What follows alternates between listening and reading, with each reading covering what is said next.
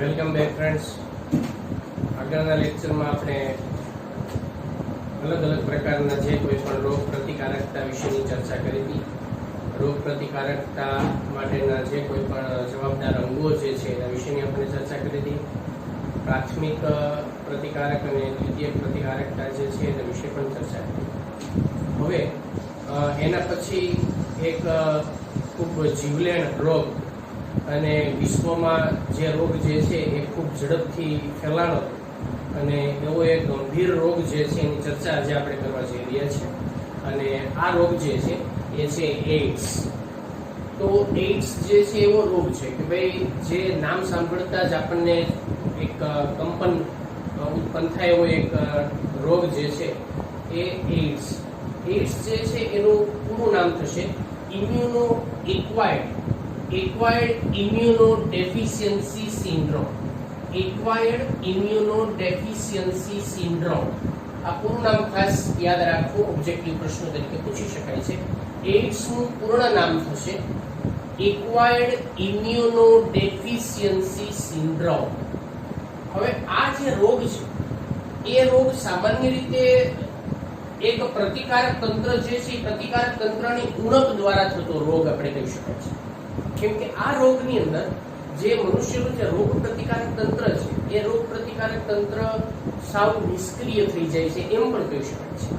હવે આ રોગની અંદર નામના આધારે જો આપણે વાત કરીએ તો ઇમ્યુનો ડેફિશિયન્સી, ઇમ્યુનો એટલે આપણી ઇમ્યુનિટી, પ્રતિકારક તંત્ર, પ્રતિકારકતા, અને ડેફિશિયન્સી એટલે એની ઉણપ.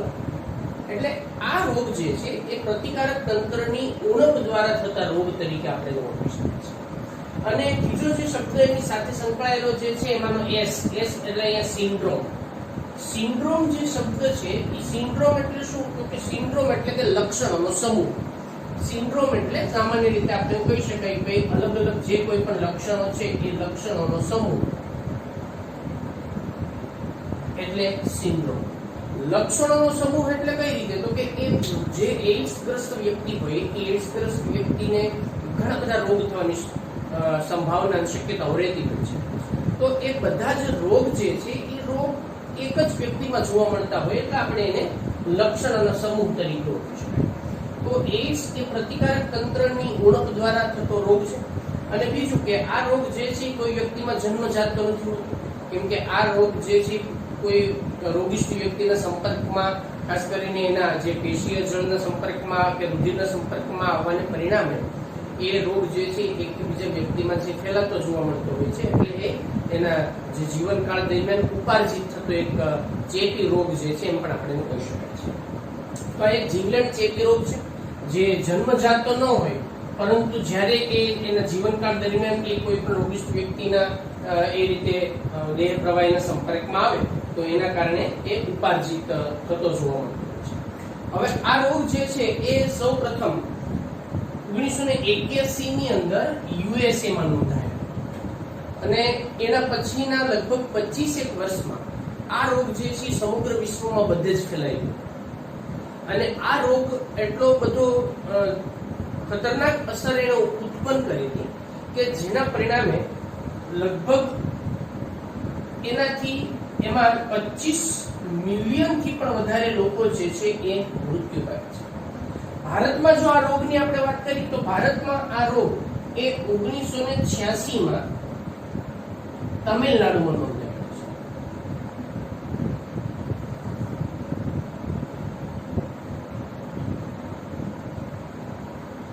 ભારતમાં રોગ જે છે એ 1986 માં તમિલનાડુમાં પ્રથમ નોંધાયેલો છે. એટલે આ રોગ જે છે વિશ્વમાં ઘણા બધા દેશોની અંદર ખૂબ ઝડપથી વ્યાપક રીતે ફેલાયેલો રોગ છે. હવે આ રોગ એ વાયરસજન્ય રોગ છે. તો એના રોગકારક જે છે એના વિશેની આપણે વાત કરીએ કે આ રોગ જે છે એનો રોગકારક છે. આ રોગનો રોગકારક છે HIV.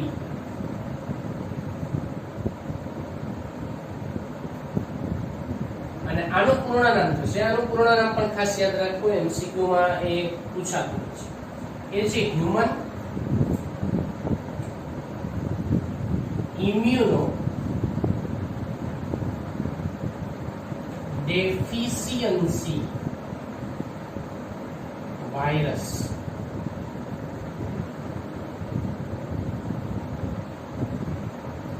તો HIV આ જે વાયરસ છે એ વાયરસ દ્વારા એઇડ્સ જે છે થતો જોવા મળે છે. હવે HIV જે છે એ HIV રિટ્રોવાયરસ સમૂહનો વાયરસ છે. HIV જે છે એ રિટ્રોવાયરસ, આ રિટ્રોવાયરસ સમૂહનો વાયરસ છે. અને રિટ્રોવાયરસ સમૂહનો જે વાયરસ છે એની જે રચના છે એ આપણે અહીંયા દર્શાવેલી છે કે રિટ્રોવાયરસ સમૂહનો જે કોઈ પણ વાયરસ હોય તો એ વાયરસની રચના કઈ પ્રકારની.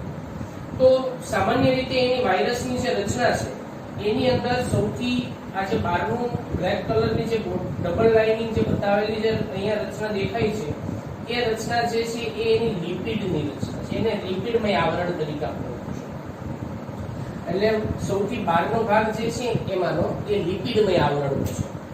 લિપિડમય આવરણની વચ્ચે એમાં પ્રોટીનમય જે ભાગ છે એમાં આપણને કૂંચેલો જોવા મળે છે, કૂંપેલો હોય છે. અને આ જે પ્રોટીનમય ભાગ જે છે જેને આપણે ગ્રાહી બાઇન્ડિંગ પ્રોટીન તરીકે ઓળખીશું. આ જે છે એ ગ્રાહી બાઇન્ડિંગ પ્રોટીન, અને આ ગ્રાહી બાઇન્ડિંગ પ્રોટીન જે છે લિપિડની આવરણની અંદર આપણને એમાં કૂંચેલું અને બહારની બાજુએ એનો શીર્ષ જેવો ભાગ જે છે એ આપણને એમાં જોવા મળે છે. અંદરના ભાગે પ્રોટીનમય આવરણની રચના આપણને જોવા મળે છે. આ જે આખો આવરણની જે રચના પ્રોટીનમય આવરણની એક રચના જોવા મળે છે અને જેને કેપ્સિડ તરીકે ઓળખવામાં આવે છે. આ કેપ્સિડની અંદર, કેપ્સિડના અંદરના ભાગે એમાં જનીન દ્રવ્ય તરીકે આપણને વાયરલ જે જનીન દ્રવ્ય છે RNA એની રચના આપણને એમાં જોવા મળે છે. એટલે જે આ રચના જે દર્શાવેલી છે એ વાયરલ RNA જનીન દ્રવ્ય છે. તો આ જે રચના છે આખી એ રિટ્રોવાયરસ સમૂહનો વાયરસ છે. HIV જે છે એ રિટ્રોવાયરસ સમૂહનો વાયરસ છે. અને રિટ્રોવાયરસની જે રચના છે એ કંઈક આ પ્રકારની આપણને એમાં જોવા મળતી હોય છે. તો ખાસ એનું સ્ટ્રક્ચર જે છે એમાં RNA જનીન દ્રવ્ય જે આપણને કેપ્સિડથી રક્ષાયેલું વચ્ચેના ભાગે એમાં આવેલું જોવા મળતું હોય છે. ઓકે, તો હવે આ રોગ જે છે એનો ફેલાવો કેવી રીતે થતો હોય છે? તો સામાન્ય રીતે આપણે એમ કહી શકાય છે કે આ રોગ જે છે એ ખાસ કરીને માત્ર દેહ પ્રવાહી જે છે, દેહ જળ કે દેહ પ્રવાહી રુધિર એમાંનું ખાસ એના દ્વારા ફેલાતો હોય છે. એટલે હવે એનો ફેલાવો જે છે કેવી રીતે આપણને થતો હોય છે એના વિશે જો કોઈ પણ ચેપી અથવા તો કોઈ રોગિષ્ટ વ્યક્તિ, તો રોગિષ્ટ વ્યક્તિ જે છે એ રોગિષ્ટ વ્યક્તિ સાથે જો જાતીય સંબંધ રાખવામાં આવે તો એ જાતીય સંબંધ દ્વારા આ રોગ જે છે એ ફેલાતો જોવા મળે છે. બીજું કે જો કોઈ પણ રોગિષ્ટ વ્યક્તિ, જે રોગિષ્ટ વ્યક્તિ જો એ ક્યાંય રુધિરદાન કરે તો એ રુધિરદાન કરે તો એના દ્વારા પણ આ રોગ જે છે એના રુધિર જો કોઈ પણ ચકાસણી કર્યા વગર જો કોઈ બીજા વ્યક્તિને આપવામાં આવે તો પણ આ રોગ જે છે ફેલાઈ શકે છે. બીજું, જો કોઈ પણ રોગિષ્ટ વ્યક્તિ હોય એ રોગિષ્ટ વ્યક્તિના જો અંગ પ્રત્યારોપણ અન્ય કોઈને કરવામાં આવે તો એના દ્વારા જે છે એ પણ આ રોગ જે છે એ ફેલાવાની શક્યતા રહેતી છે. આ ઉપરાંત જો એક જ સિરિંજ દ્વારા, એક જ સિરિંજ કે સોય દ્વારા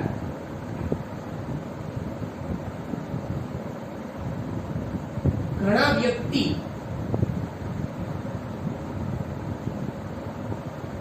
માં ઉપયોગ કરવામાં આવે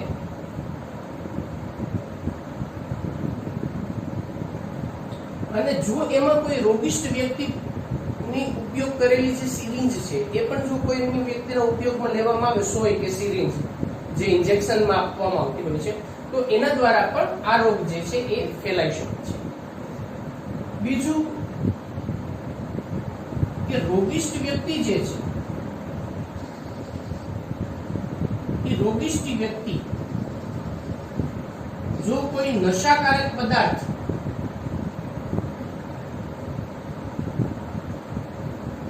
નશાકારક પદાર્થ એ એક જ સોય કે સિરિંજ એક જ સોય દ્વારા લેવામાં આવે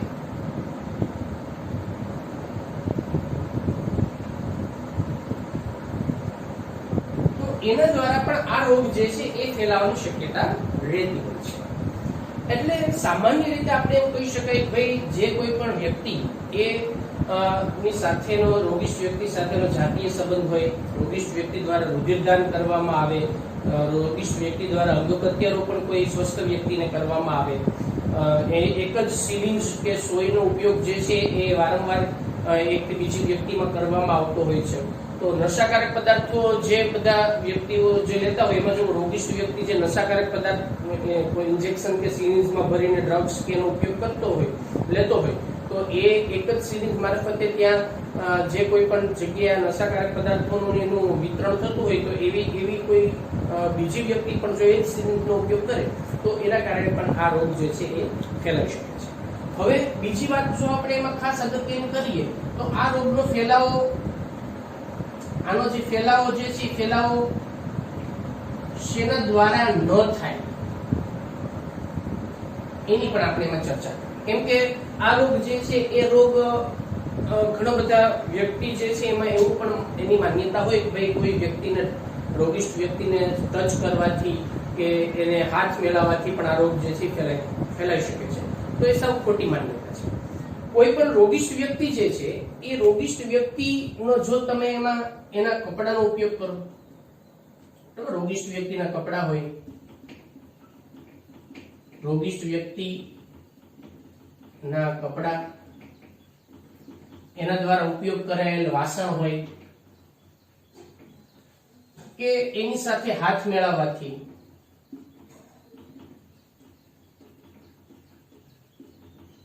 આ રોગ જે છે એ રોગ એમાં ક્યારેય પણ ફેલાતો નથી. એટલે આવી જે ગેરમાન્યતા જે છે એ ઘણી વખત સમાજમાં જે રોગિષ્ઠ વ્યક્તિ હોય એ રોગિષ્ઠ વ્યક્તિને સમાજમાં ઘણું બધું એને તિરસ્કારની ભાવનાથી જોવામાં આવતો હોય તો એ ખરેખર ખોટી બાબત જે છે એને કહી શકાય. કેમ કે એને માનસિક, શારીરિક તો એ આ રોગથી પીડાતો જ હોય પણ એને માનસિક રીતે આપણે એને પ્રોત્સાહન અને બળ પૂરું પાડવું એ પણ જરૂરી છે. તો આ રીતે આ રોગ જે છે એનો ફેલાવો જે છે એમાં એ થઈ શકે છે અને આ વાયરસ જે છે એના વિશે ચર્ચા કરી. ચલો વિદ્યાર્થી મિત્રો, તો હવે આપણે જે એઇડ્સ વિશેની ચર્ચા કરીએ છીએ એમાં આ HIV વાયરસ જે છે એ વાયરસ આપણા શરીરની અંદર દાખલ થયા પછી કેવી રીતે અસર કરે છે અને એ આપણા શરીરની અંદરના કોષોને કેવી રીતે નુકસાન પહોંચાડે છે અને એના જે સ્વયંજનનની જે ક્રિયાવિધિ છે એ કઈ પ્રકારે મનુષ્ય શરીરમાં થતી જોવા મળતી હોય છે તો એના વિશેની ચર્ચા કરીએ.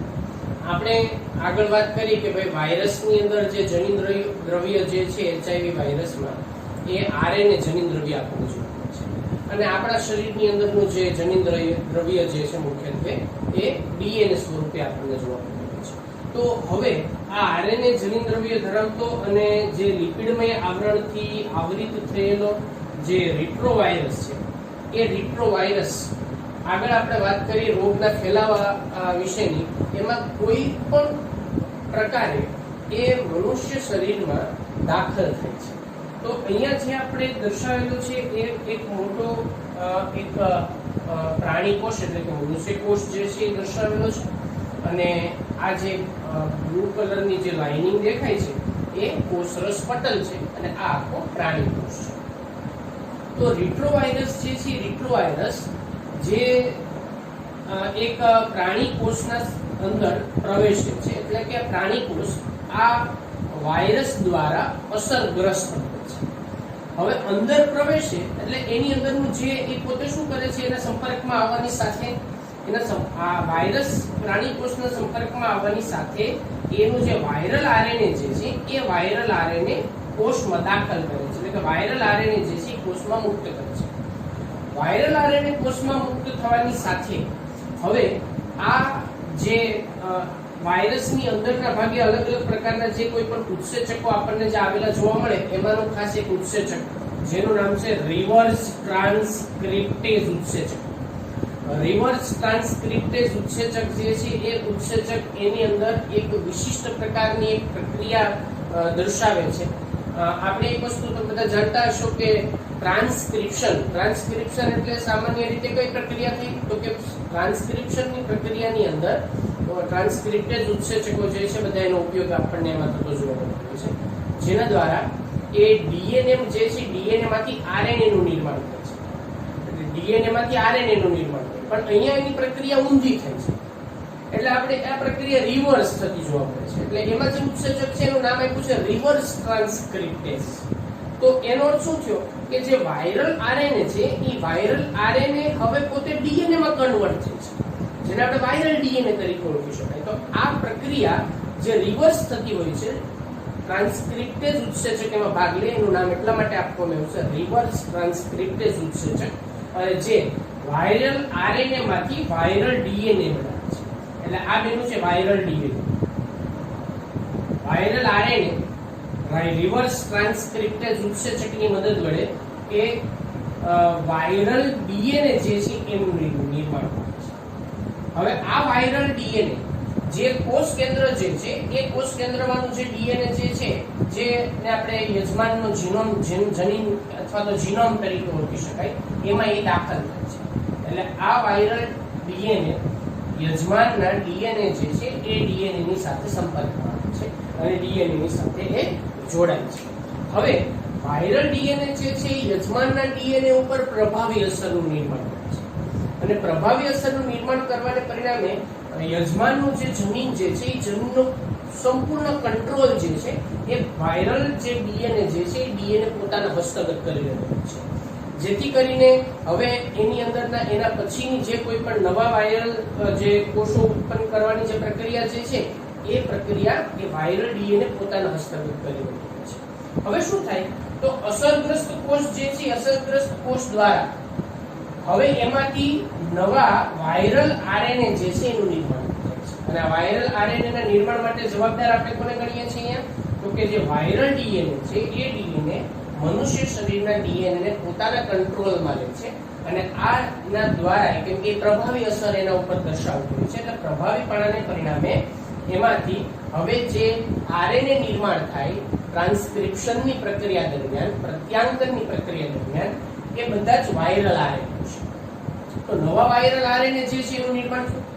આ નવા વાયરલ આરએનએ જે છે પોતાની ફરતે એમાં જે કોઈ પણ કેપ્સિડમય અને લિપિડમય રચના નિર્માણ કરી નાખશે. એટલે એના પરિણામે એમાં શું બની જશે તો કે નવા વાયરસ એ આ પ્રાણી કોષમાં નવા વાયરસ જે છે એનું નિર્માણ થશે. એટલે આ નવા વાયરસ જે છે પછી ત્યાંથી એ પાછા રુધિરમાં મુક્ત થાય, એટલે એકમાંથી બીજા એ રીતે એ જે તે ઘણા બધા એવા કોષો જે છે એને ઇન્ફેક્ટેડ કરતા હોય અથવા તેને અસરગ્રસ્ત કરતા હોય છે.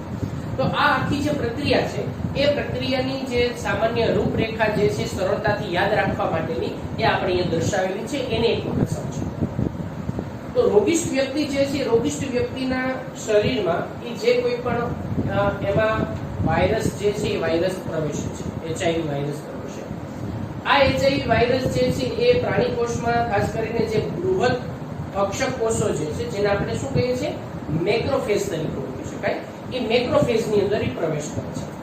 હવે મેક્રોફેજમાં અહીંયા આપણે હમણાં જે ચર્ચા કરી એમ કે રિવર્સ ટ્રાન્સક્રિપ્ટેજ ઉત્સેચક છે. આ રિવર્સ ટ્રાન્સક્રિપ્ટેજ ઉત્સેચક દ્વારા વાયરલ આરએનએ જે છે એ વાયરલ આરએનએ માંથી વાયરલ ડીએનએ જનીન દ્રવ્યનું નિર્માણ થાય છે. આ વાયરલ જે ડીએનએ જનીન દ્રવ્ય જે છે એ યજમાનની અંદરના જે ડીએનએ જે છે એ યજમાનના ડીએનએ માં દાખલ થાય છે, અને ત્યાંથી જે કોઈ પણ વાયરસના અણુઓ જે છે ઉત્પન્ન કરવા માટેની પ્રક્રિયામાં આગળ વધે છે. એટલે આમ મેક્રોફેજ જે છે મેક્રોફેજની અંદર, મેક્રોફેજ એટલે કે જે આપણે વાત કરીએ કે બૃહદ ભક્ષક કોષ જ છે, અને આ બૃહદ ભક્ષક કોષો જે છે એની અંદર આવા ઘણા બધા જે કોઈ પણ વાયરસ જે છે એ એમાં નિર્માણ પામે છે. તેથી આ બાબતમાં ખાસ અહીંયા સમજો કે તેથી મેક્રોફેજ એ વાયરસના કારખાના તરીકે વર્તે છે. વાયરસના કારખાના તરીકે, એટલે નવા જે વાયરસ જે છે કોષો એના નિર્માણ એમાં વધારે માત્રામાં ઝડપથી થતું જોવા મળશે. એટલે કે મેક્રોફેજ વાયરસના કારખાના તરીકે વર્તે છે, કારણ કે એમાં નવા નવા જે કોઈ પણ વાયરસ જે છે એ કોષો એમાં નિર્માણ પામતા છે. હવે આ જે નવા જે એચઆઈવી વાયરસ જે છે એમાં એ જે આપણા હેલ્પર ટી કોષ જે છે, હેલ્પર ટી સેલ, જેને આપણે અહીંયા TH એટલે હેલ્પર, બરાબર. તો જે ટી લસિકા કોષો જે છે એ ટી લસિકા કોષોમાં એ પ્રવેશ કરે છે અને જેના પરિણામે ત્યાં એક ફરીવાર એને અસરગ્રસ્ત કરે છે, ત્યાં એ પાછા સ્વયં જનન પામે અને પાછા એ નવા વાયરસ જે છે એ નિર્માણ કરે છે. એટલે જેનાથી શું થાય છે તો કે નવા HIV વાયરસ જે છે એ જે કોઈ પણ ટી લસિકા કોષો જે છે એના ઉપર એ હુમલો કરે. ટી લસિકા કોષો ઉપર હુમલો કરે એટલે ટી લસિકા કોષોની જે સંખ્યા છે એ સંખ્યામાં શું થાય? ઘટાડો થાય. ટી લસિકા કોષોની સંખ્યામાં ઘટાડો થવાને પરિણામે આપણા પ્રતિકારક તંત્ર ઉપર એની સૌથી વધારે ગંભીર અસર જે છે એ આપણને પછીથી એમાં જોવા મળે છે. એટલે રોગિષ્ટ વ્યક્તિ જે છે એ રોગિષ્ટ વ્યક્તિની અંદર ટી લસિકા કોષો જે છે એની સંખ્યામાં ઘટાડો થાય અને ટી લસિકા કોષોની સંખ્યામાં ઘટાડો થવાને પરિણામે એની રોગ પ્રતિકારક શક્તિ જે છે એ સાવ ઘટી જતી જોવા મળે છે. એટલે જેના પરિણામે એમાં પછીથી ગંભીર લક્ષણો જે છે એ પ્રદર્શિત થવા માટેના એમાં શરૂ થાય છે. હવે આ જે ગંભીર લક્ષણો પ્રદર્શિત થવાનું શરૂ થાય ને એના માટે ઘણો સમયગાળો અમુક વ્યક્તિની પ્રતિકારક શક્તિ ઉપર આધારિત હોય છે અને પછી અમુકમાં એ લગભગ 1 વર્ષ 2 કે 5 થી 10 વર્ષ સુધી પણ એ જો પ્રતિકારક શક્તિ જો એમાં ઇમ્યુનિટી પાવર સારો હોય તો પણ ખ્યાલ નથી આવતો. એટલે 5 વર્ષ સુધી જે છે એના લક્ષણોનો જે સમયગાળો જે છે પ્રદર્શિત થવા માટેનો એ પણ એની અંદર જોવા મળતું છે.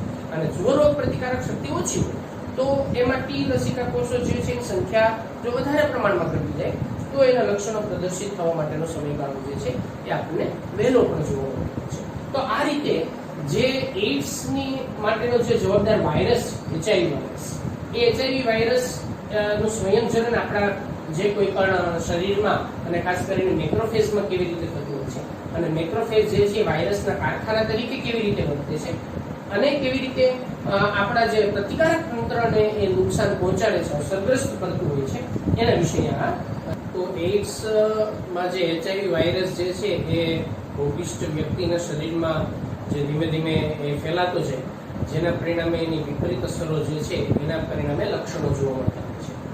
તો એઇડ્સના લક્ષણો જે છે એને આપણે 3 તબક્કામાં મુખ્યત્વે અહીંયા વહેંચીએ.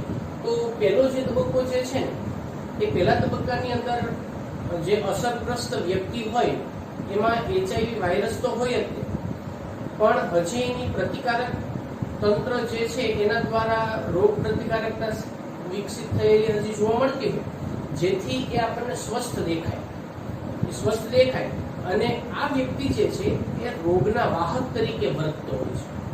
જે બીજા વ્યક્તિમાં રોગ જે છે એના વાહક તરીકે આપણને વર્તતો જોવા મળતો હોય છે. હવે બીજો તબક્કો જે છે એ તબક્કા દરમિયાન એમાં ધીમે ધીમે સામાન્ય થોડા ઘણા લક્ષણો દેખાવાનું શરૂ થાય, જેમાં એને અમુક અઠવાડિયા સુધી ધીમો તાવ આવે, અશક્તિ લાગે, શરીરની અંદર એમાં નબળાઈ લાગતી હોય છે, ઉપરાંત અમુક સમય સુધી એમાં ઝાડા રહેતા હોય છે. આ બધા કેટલાક લક્ષણો જે છે એ એમાં જોવા મળતા હોય, જેને આપણે ARC એટલે કે એઇડ્સ રિલેટેડ કોમ્પ્લેક્સ તરીકે ઓળખવામાં આવે છે. આ બીજો તબક્કા તરીકે આપણે ગણીશું. જ્યારે એમાં ત્રીજો તબક્કો અથવા તો જેને આપણે પૂર્ણકાલીન તબક્કા તરીકે ઓળખી શકાય, જેમાં રોગ પ્રતિકારક તંત્ર ખૂબ એમાં જેની અસર જે છે રોગ પ્રતિકારક તંત્રની જે ટી લસિકા કોષોની સંખ્યા ખૂબ ઘટી ગઈ, જેના પરિણામે એમાં પૂર્ણ કક્ષાના જે લક્ષણો છે જોવા મળે અને જેના પરિણામે એમાં લાંબો સમય તાવ આવે, એમાં અપચો, ઝાડા થાય લાંબો સમય સુધી, વજનમાં સતત ઘટાડો થતો જોવા મળતો હોય છે, એમાં એ વ્યક્તિ જે છે એને ભૂખ ન લાગે, આ ઉપરાંત એની રોગ પ્રતિકારક શક્તિમાં ઘટાડો થાય, ટી કોષો જે છે ટી કોષોની સંખ્યામાં ઘટે, ટી કોષોની સંખ્યા ઘટવાને પરિણામે ઘણા બધા રોગકારકો છે એ રોગકારકો જેમાં ફૂગ છે, બેક્ટેરિયા છે, ખાસ કરીને એમાં માઇક્રોબેક્ટેરિયમ છે, આ ઉપરાંત એની અંદર વાયરસ છે, અન્ય વાયરસ હોય કોઈ, આ સિવાય એમાં ટેક્સોપ્લાઝમા છે, આવા ઘણા બધા જે રોગકારકો છે એ રોગકારકો દ્વારા એ વ્યક્તિના શરીરમાં ઘણા બધા રોગો થવાની શક્યતા વધી જાય છે અને એ રોગો પણ જોવા મળતા પણ હોય છે. એટલે એ વ્યક્તિ જે છે એ ઘણા બધા રોગોનું ઘર બની જતો હોય એવું આપણે એમાં કહી શકાય છે. હવે એ વ્યક્તિમાં લક્ષણોને બધું તપાસ થાય એના પછી એની નિદાન માટેની કસોટી કરવામાં આવે છે. કઈ કઈ કસોટી એમાં નિદાન માટે કરવામાં આવે એના વિશે હવે આપણે એમાં વાત કરીએ.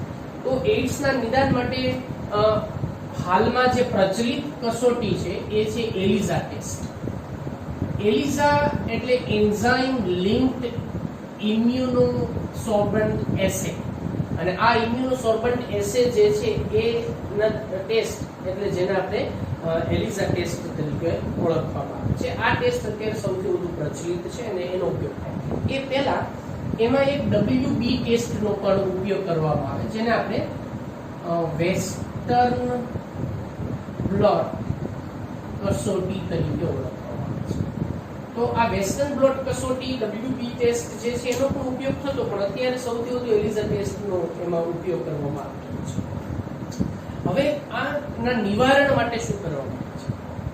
આપણે પહેલા ચર્ચા કરી કે આ જીવલેણ અને એવો ગંભીર રોગ છે કે એમાં વ્યક્તિ જે છે એ વ્યક્તિનું આ રોગ સંપૂર્ણપણે ક્યારેય મટી નથી શકતો, પણ એનો જે મૃત્યુનો સમયગાળો છે એ અમુક દવાઓને પરિણામે ચોક્કસથી વધારી શકે છે. તો રેટ્રોવાયરસ થી થતો રોગ છે એટલે રેટ્રોવાયરસના વિરુદ્ધ જે કોઈ પણ એમાં એન્ટીબાયોટિક્સ છે અથવા એન્ટીવાયરલ ડ્રગ્સ જે છે એને આપવામાં આવતા હોય છે. હવે આ જે રોગ છે ગંભીર રોગ એને અટકાવવા માટેના શું ઉપાયો જરૂરી બનતા હોય છે એના વિશે આપણે ચર્ચા. તો 2 માર્ક્સના પ્રશ્નો તરીકે પણ પૂછી શકાય છે કે ભાઈ એઇડ્સને અટકાવવા માટેના ઉપાયો કયા કયા એમાં જોવા મળતા હોય છે. સૌથી પહેલી વસ્તુ એ છે કે સાવધાની એ જ શ્રેષ્ઠ વિકલ્પ છે. આ રોગને ફેલાતો અટકાવવા માટે દરેક વ્યક્તિએ સતર્કતા અને સાવધાની અને જાગૃતિ જે છે એ અથવા તો જાગૃતતા એ વ્યક્તિમાં રાખવી જરૂરી છે, અને સાવધાની એનો શ્રેષ્ઠ વિકલ્પ છે. ઘણી વખત આપણે જાણતા હોવા છતાં પણ, એટલે અજાણે જ આ રોગ ફેલાય એવું નથી, અજાણે ફેલાઈ શકે કે, પણ એ ઘણી વખત જાણતા હોવા છતાં પણ એ રોગ જે છે એના ફેલાવો એ અથવા તો એ રોગ જે છે એ જે તે વ્યક્તિની અંદર એમાં લાગુ પડી શકતો હોય છે અથવા જોવા મળી શકતો થઈ શકતો હોય છે. હવે એના માટે કયા કયા પ્રકારના ઉપાયો જે છે એને અટકાવવા માટે કરવા જરૂરી છે એના વિશે આપણે ચર્ચા. જેમ આપણે એનો ફેલાવો જે છે એ કેવી રીતે થાય એ ફેલાવો અટકાવવા માટે હવે આપણે શું કરવું? તો સૌથી પહેલી વસ્તુ એ છે કે કોઈ પણ સાર્વજનિક દવાખાના હોય કે પ્રાઇવેટ કોઈ પણ એવા હોસ્પિટલ કે દવાખાના હોય એમાં હંમેશા ડિસ્પોઝેબલ જે કોઈ પણ સોય કે સિરિંજ જે છે એનો જ ઉપયોગ કરવો. એક વખતમાં ઉપયોગમાં લીધેલ પછી બીજી વ્યક્તિને એ સોય કે સિરિંજનો ઉપયોગ ન લેવામાં આવે એની ખાસ કાળજી રાખવી જરૂરી છે. બીજું કે અજાણ્યા વ્યક્તિ સાથેનો જે જાતીય સમાગમ કે જાતીય સંબંધ જે છે એ ટાળવો જરૂરી બને, જેથી આ રોગ ફેલાતો આપણે અટકાવી શકાય છે. સુરક્ષિત રીતે યૌન સંબંધ માટે એમાં નિરોધનો પણ ઉપયોગ કરી શકાય છે, જેથી આ રોગ જે છે એનો ફેલાવો અટકાવી શકાય છે. જે કોઈ પણ બ્લડ બેંક પાસેથી આપણે રુધિર અથવા તો જે એમાં લોહી કોઈને પણ એમાં આપવા માટે લેતા હોય તો એ HIV ટેસ્ટ કરેલું જ હોવું જોઈએ, ચકાસણી કરેલું જ હોવું જોઈએ, અને આ જે બ્લડ બેંક છે એ યોગ્ય એટલે કે રજિસ્ટર્ડ જે બ્લડ બેંક છે એમાંથી આ પ્રકારનું જે કોઈ પણ રુધિર એમાં લેવું જરૂરી બની જાય છે. નશાકારક જે પદાર્થો છે એ નશાકારક પદાર્થોનો દુરુપયોગ ટાળવો જરૂરી છે, જેથી નશાકારક પદાર્થોનો ઉપયોગમાં વારંવાર લેવાથી જે સિરિંજ કે સોય જે છે એના દ્વારા રોગ ફેલાય તો એને આપણે અટકાવી શકીએ છીએ. ખાસ અગત્યની વસ્તુ એ છે કે આ રોગ જે છે એની અવગણના ન કરવી, આ રોગની અવગણના ન કરવી અને એને અટકાવવા માટે યોગ્ય પગલાં લેવા પણ જરૂરી હોય છે. અને એઇડ્સગ્રસ્ત વ્યક્તિ જે છે એ એઇડ્સગ્રસ્ત વ્યક્તિ, ધારો કે જો કોઈ પણ મહિલા હોય, સ્ત્રી હોય, તો એના દ્વારા જો ગર્ભધારણ કરવામાં આવે તો બાળકને એઇડ્સ થવાનો છે. એટલે ખાસ એ પણ એક ફેલાવો અટકાવવા માટે બાબત જરૂરી છે કે જે કોઈ પણ HIV ગ્રસ્ત માતા છે એના દ્વારા ગર્ભધારણ જે છે ન કરવું એ જ હિતાવહ એના બાળક માટે આપણે ગણી શકાય છે. તો આ રીતે એઇડ્સને ફેલાવો અટકાવવા માટેના ઘણા બધા ઉપાયો જે છે એ પણ કરી શકાય છે. બીજી ખાસ અગત્યની વસ્તુ એ છે કે જનજાગૃતિ સૌથી એમાં જરૂરી બની જતી હોય છે, અને ઘણી બધી અલગ અલગ પ્રકારની જે સંસ્થાઓ છે, કેટલીક સામાજિક સંસ્થાઓ છે નેશનલ લેવલ ઉપર કામ કરતી જે સંસ્થાઓની જો આપણે વાત કરીએ તો એમાં એક છે NACO. તો આ નેશનલ એઇડ્સ કંટ્રોલ ઓર્ગેનાઇઝેશન, જે નેશનલ લેવલ ઉપર, રાષ્ટ્રીય લેવલ ઉપર એ લોકોમાં એઇડ્સને ફેલાવ કેવી રીતે અટકાવી શકાય અને એને નિદાનને સારવાર કેવી રીતે કરી શકાય એના માટે કામગીરી કરે છે. ઘણી બધી અમુક NGO છે, એટલે કે જેને આપણે નોન ગવર્મેન્ટ ઓર્ગેનાઇઝેશન તરીકે ઓળખી શકાય છે. આ સામાજિક સંસ્થાઓ છે. એ સામાજિક સંસ્થાઓ દ્વારા પણ લોકોમાં ઘણી બધી આ રોગ વિશેની જાગૃતતા આવે એના માટેના અલગ અલગ કાર્યક્રમોનું પણ આયોજન કરવામાં આવતું હોય. કેટલાક સેમિનાર જે છે એનું પણ આયોજન કરવામાં આવતું હોય છે. અને જ્યારે વર્લ્ડ એઇડ્સ ડે જે છે એના સમયગાળા દરમિયાન ઘણા બધા શાળાઓ હોય, કોલેજો હોય કે એમ અલગ અલગ પ્રકારના જે કોઈ પણ વિસ્તારોમાં પણ એઇડ્સને ફેલાતો અટકાવવા માટે અને એઇડ્સ શું છે એના માટે લોકોને જાગૃતિ કેવી રીતે આવે એના માટેના પ્રયાસો હંમેશા કરવામાં આવતા હોય છે. બીજી એક ખાસ આપણે પણ એક વાત ધ્યાનમાં રાખવી જરૂરી છે કે એઇડ્સ ગ્રસ્ત વ્યક્તિ જે છે એને સમાજમાં એક તિરસ્કૃત દ્રષ્ટિથી જોવામાં આવે છે, એક અપરાધની દ્રષ્ટિથી જોવામાં આવે છે. તો આ વ્યક્તિને કોઈ અપરાધની દ્રષ્ટિથી ન જોવામાં આવે, એને સહાનુભૂતિ આપવામાં આવે એવા પણ પ્રયત્નો આપણાથી કરવા જરૂરી બની જતા હોય છે. આ વ્યક્તિને એનું માનસિક જે મનોબળ છે એ મક્કમ થાય અને એની જે રોગ સામે લડવાની જે ક્ષમતામાં આપણે કેવી રીતે વધારો કરી શકાય, એને માનસિક રીતે આપણે મજબૂત બનાવવો જરૂરી છે. એટલે એને પણ આપણે એમાં સપોર્ટ કરવો જરૂરી છે.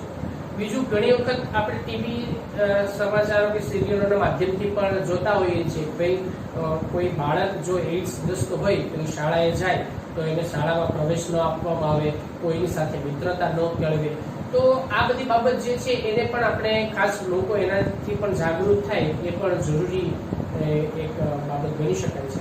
કેમ કે એ બાળક સાથે રમવાથી કે એની સાથે બેસવાથી કે એઇડ્સ નથી ફેલાતું. તો આવા પણ કેટલીક બાબતો જે છે એને આપણે સમાજની અંદર એવી જાણકારીઓ પણ આપણે એમાં ફેલાવી શકીએ છીએ.